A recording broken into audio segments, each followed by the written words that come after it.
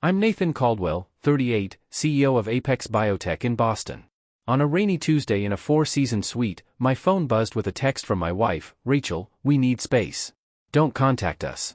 A photo followed, my kids' suitcases at our brownstone's door. Then an anonymous video showed Rachel moving boxes into Eric Dalton's penthouse. Eric, the startup founder I was set to fund with $400 million. I replied, "Fine. Tell Eric I'm pulling the investment." By midnight, their worlds unraveled. Subscribe and comment your time and city to see how far this story travels. The rain battered my suite's windows, a dreary backdrop to another biotech conference. I was in Boston, day 2 of pitching Apex's gene editing platform to investors. At 38, I'd built a company that could reshape medicine, with a $400 million deal for Eric's startup, Helix Dynamics, on the table. My reputation as a biotech kingmaker made me the linchpin of his funding round. Back home, Rachel, my wife of 7 years, and our kids, Liam, 10, and Zoe, 8, were my anchor. Or so I thought. At 5:12 p.m., Rachel's text hit, "We need space. Don't contact us." I stared, disbelieving. Surely a mistake. But the photo, Liam's dinosaur backpack, Zoe's glittery suitcase, confirmed it. My coffee mug slipped, shattering on the hardwood floor. I called Rachel, voicemail, 4 times. Then an anonymous Instagram DM arrived, a shaky video of Rachel carrying boxes into Eric's seaport penthouse, its glass facade unmistakable. Eric Dalton, the charismatic founder I'd mentored, who dined at our home, was her lover. They'd been collaborating on his startup while I funded their meetings. Rage and strategy collided. I typed back to Rachel, "Fine. Tell Eric I'm pulling the $400 million investment." I hit send, knowing it was a grenade. No reply came, but I pictured their faces, panic setting in. I wasn't always the guy who could tank a deal with a text. Growing up in a Dorchester triple-decker, I learned money was power. My single mom worked double shifts, teaching me to outsmart, not outspend. At MIT, I clawed my way to a PhD, then built Apex. Rachel loved the life I provided, our Beacon Hill brownstone, private schools for Liam and Zoe, a Cape Cod summer home under Caldwell Ventures LLC. I paid for her MBA, her Audi, her yoga retreats, believing it was love. But love doesn't text you fourth space while moving in with your business partner. Rachel's shift was subtle. Her gratitude for my generosity, "You're my rock, Nathan," faded into demands. "Just handle it," she'd say, tossing boutique receipts my way.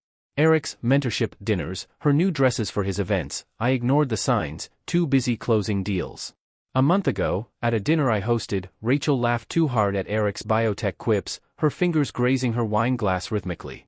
My CFO, Priya, noticed, whispering, "You're funding their performance." I brushed it off.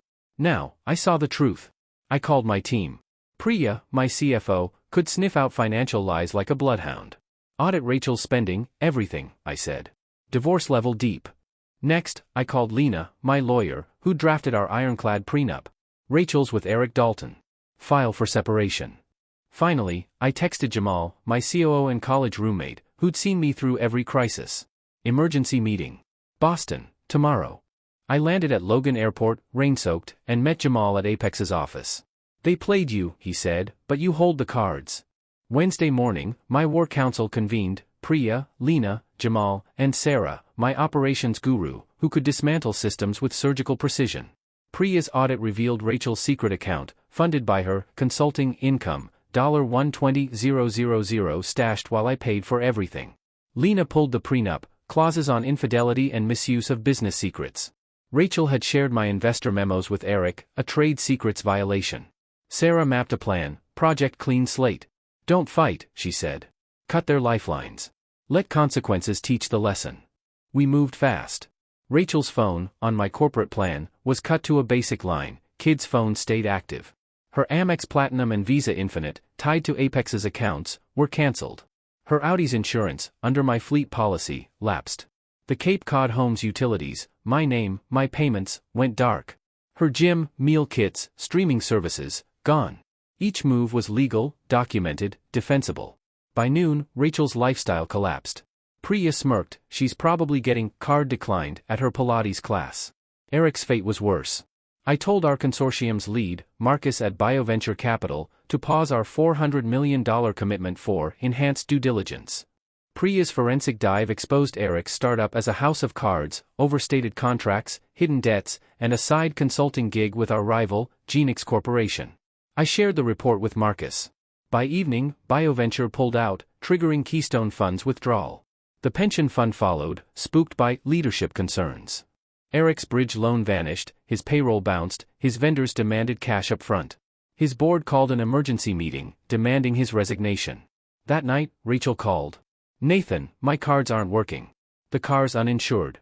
What's happening?" Her voice cracked, no longer smug. "You wanted space," I said. "Handle it." I hung up, forwarding the call to Lena. Eric's voicemails followed, desperate pleas for a professional resolution. I saved them for evidence.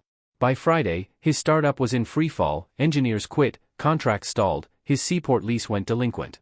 Rachel's texts turned frantic, "This is cruel. The kids need stability." I replied via Lena, "Kids' school, insurance, and activities are covered. Contact my attorney." Saturday, I picked up Liam and Zoe at the brownstone. It looked neglected, overgrown lawn, piled mail. Liam asked, "Are you and Mom splitting up?" I knelt. "Yeah, buddy. But we're still a team, you, me, Zoe." At our favorite diner, they ate pancakes, Zoe clutching her stuffed bunny. "Can we still do movie nights?" she asked. "Always," I promised. Dropping them off, Rachel, red-eyed in sweats, tried to speak. "Next pickup Saturday, 9 a.m., I said, walking away. 2 months later, the divorce was filed, prenup enforced. I kept the brownstone, Cape Cod home, and full access to Liam and Zoe. Rachel moved to a studio apartment, Eric's startup folded, his reputation toxic. The kids thrived, their trust in me unshaken. Priya, Lena, Jamal, and Sarah joined me for dinner at the brownstone, toasting our victory. I looked at Liam and Zoe's photos on the mantle, their smiles my real wealth. Rachel wanted space, I gave her an ocean. Eric wanted my money, he got a lesson. Sometimes, the best revenge is letting people drown in their own choices. What would you do? Comment your time and city below.